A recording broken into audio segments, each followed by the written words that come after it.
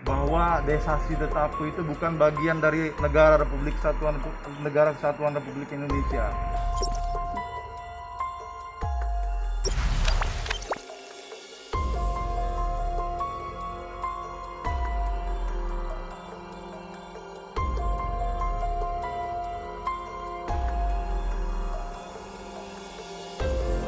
Bukan hal-hal yang tidak sesuai, tidak sepatutnya. Saya pikir kondisi tadi kita sudah laksanakan dengan sesuai prosedur.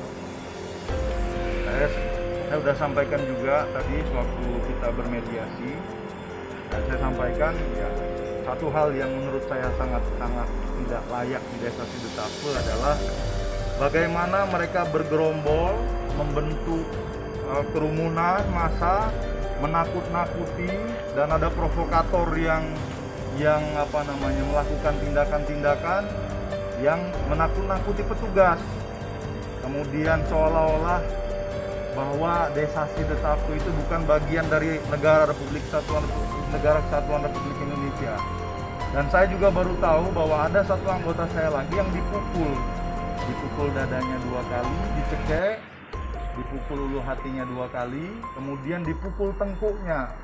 Penyampaiannya karena melindungi mobil dinas Dandim 1609 Buleleng dari rencana penghancuran oleh masyarakat. Ini yang lagi kita teliti bersama.